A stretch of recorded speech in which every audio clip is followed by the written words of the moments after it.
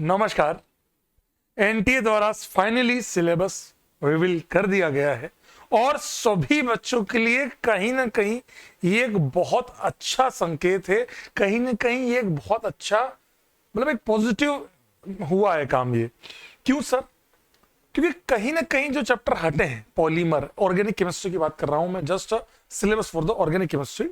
Organic chemistry इधर मैं physics की भी बात कर लूं ना, तो कम से कम उन चैप्टर्स का रिमूवल हुआ है जो आपको लगता है सर हम रट लेंगे, नंबर आ जाएंगे, पर नहीं होता यार। क्योंकि कहीं ना कहीं उसमें ऐसे सवाल भी आ जाते हैं जो नहीं भी होते। आपकी किस्मत अच्छी है, आपके सेट में अच्छा आ गया, किसी के नहीं आया। सो इसीलिए ये बहुत अच्छा हुआ कि फाइनली एनटीए ने ये चैप्टर रिमूव कर दिए। ऑर्गेनिक केमिस्ट्री की बात करूं तो सबसे बड़ी सरदर्दी थी एनवायरमेंटल केमिस्ट्री और केमिस्ट्री इन एवरीडे लाइफ। इन दोनों चैप्टर्स के अंदर से बिल्कुल ऐसा सवाल आता था कि फूड कितने टाइम एयर कंज्यूम करता है। अभी ये सब डाटा बेस्ड सवाल, कोई लॉजिक नहीं, कुछ नहीं। और बहुत अच्छा ये हुआ कि फाइनली जेई ने ये रिमूव कर दिया। लेकिन सर क्या ये एडवांस में होगा? एडवांस का वैसे अपडेट देखना पड़ेगा, लगता है शायद एडवांस भी हटा ही देगा कि इन्होंने इस साल ही ऐड किए। पहली बार, मैं आपको रियलिटी बताऊं, इतने सालों तक जेई एडवांस में कहीं भी environmental chemistry, chemistry in everyday life नहीं था, पॉलीमर था केवल।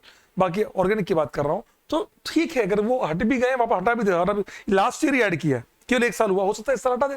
तो बस एक पॉलीमर का जरूर है। बाकी अगर हम देखें सिलेबस को एक बार देख लेते हैं, फटाफट से रिवाइज देख लेते हैं।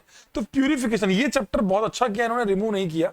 प्यूरिफिकेशन एंड ये एक तरह से आपका प्रैक्टिकल ऑर्गेनिक केमिस्ट्री हो गया and characteristics of organic compounds. Purification की बात करें तो पूरा प्यूरिफिकेशन आ गया इसमें, crystallization, sublimation, chromatographic separation, differential extraction, ये सब आ गया आपका पूरा का पूरा। प्रॉपर्टी एंड प्रिंसिपल्स सब कुछ है। तो कहीं ना कहीं इस पे अब आपको और ज्यादा फोकस करना पड़ेगा और अच्छा डिटेल में पढ़ना पड़ेगा। क्वालिटेटिव एनालिसिस, ये एक तरह से सॉल्ट एनालिसिस है। जो बच्चे सॉल्ट एनालिसिस पढ़े वो जानते हैं कि ये कितना आसान हो जाता है after this detection of nitrogen, sulphur, phosphorus, halogen. ठीक है, quantitative is just a mole concept. ये बहुत आसान चैप्टर है, बहुत आसान है, ये पूरा चैप्टर बहुत आसान है। पर हाँ, इसमें से कुछ रिमूव नहीं किया है। Calculations of empirical formula and molecular formula, numerical problems in organic quantity analysis, ये तो उसी का पार्ट है। कुछ नया एडिशन नहीं हुआ, कुछ नया कुछ हुआ नहीं इसके अंदर। ठीक है, आगे चलते हैं। तो some basic principles of organic chemistry की बात करें तो ये बिल्कुल आईयूपीएससी का, ये आपका है basics of organic chemistry, BOC, और उसके बाद आईयूपीएससी, फिर जीओसी। बिल्कुल सेम है, बिल्कुल सेम है। बीओसी, आईयूपीएससी, जीओसी, तीनों सेगमेंट एग्जैक्टली सेम है। ये तो बिल्कुल कोई चेंज नहीं हुआ है, जो पढ़ते थे अब तक वही है। हाइड्रोकार्बन्स पूरा है, कहीं कुछ रिमूवल नहीं हुआ। ऑर्गेनिक कंपाउंड्स कंटेनिंग हैलोजेंस उर्फ हेलोअल्केन्स, हेलोअरीन्स, कोई चेंज नहीं। जनरल लाइक प्रिपरेशन आई है, प्रॉपर्टीज आई है, रिएक्शन आई है, नेचर ऑफ सीएक्स बॉन्ड का जो है SN2N पूरा, हाँ यही वाली बात हुई है।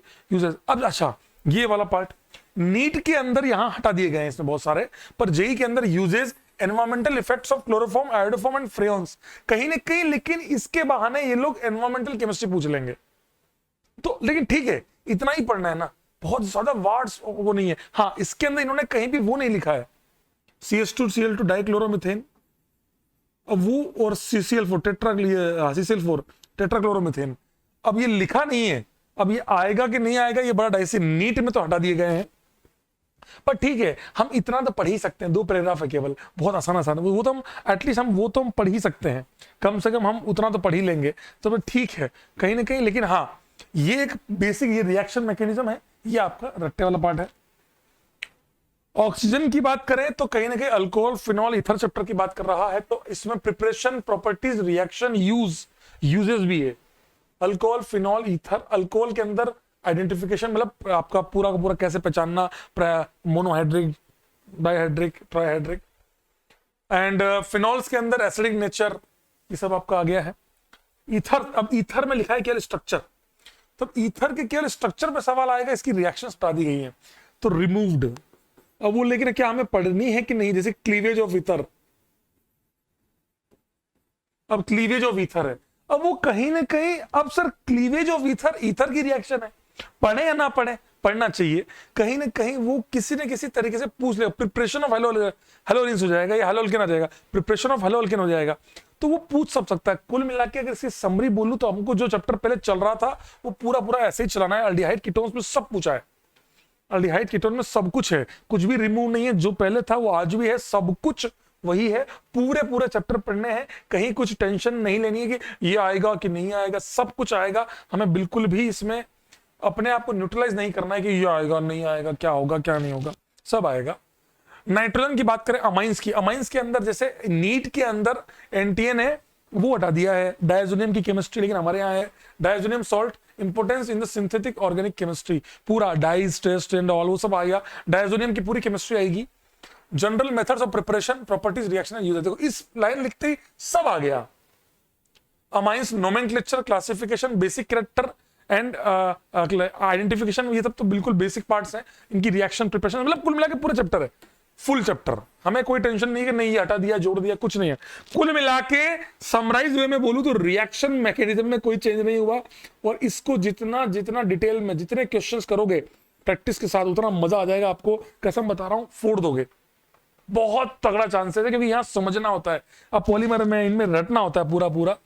बायोमोलिक्यूल्स, इसकी बात करें तो देखना आप, कार्बोहाइड्रेट के अंदर क्लासिफिकेशन एल्डोस, कीटोस, मोनोसेकेराइड्स, केवल ग्लूकोज और फ्रक्टोज पर पूछते सब लेते हैं नाम, ऑप्शन में तो ग्लूकोज भी लिख देते हैं, हमें करना पूरा है। अब देखो मोनोसेकेराइड्स ऑफ ओलिगोसेकेराइड्स, सुक्रोज, अब सुक्रोज, लैक्टोज और माल्टोज। अब भाई साहब लैक्टोज के अंदर ग्लैक्टोज होता है, अब यहां तो तुमने ग्लैक्टोज लिखा नहीं, सब आ सकता है। मतलब कुल मिला के ठीक है, कार्बोहाइड्रेट पढ़े अच्छे से, अल्ट्रा लेवल पे पढ़े, बेस्ट लेवल पे पढ़े। प्रोटीन्स की बात करें तो elementary idea of alpha amino acids, peptide, polypeptides, protein की structure, primary, secondary, tertiary, quaternary and qualitative idea only that कि भैया ये देता है, ये करेगा, इसमें ऐसा स्ट्रक्चर होता है ना, ऑल बस बेसिक आइडिया।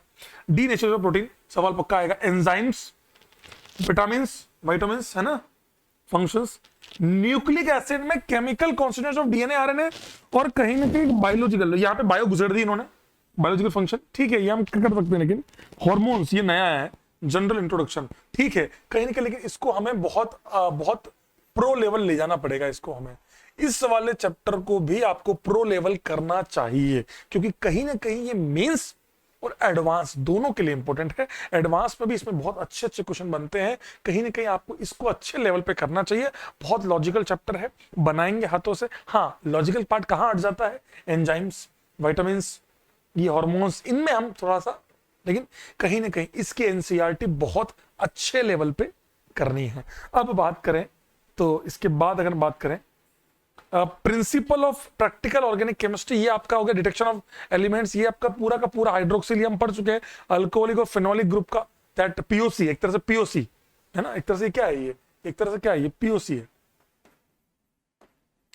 पीओसी है, एक तरह से ये क्या है, पीओसी है, क्या है ये, POC, the chemistry involved and all, ये सब तो पूरा आपका सोल्ट एनालिसिस है, पूरा सोल्ट एनालिसिस है, ये पूरा सोल्ट एनालिसिस है, पूरा का पूरा सोल्ट एनालिसिस है। अब ये आपका ऑर्गेनिक का सिलेबस है, और इसके अंदर हम बात करें तो सबसे पहला polymer, chemistry in everyday life,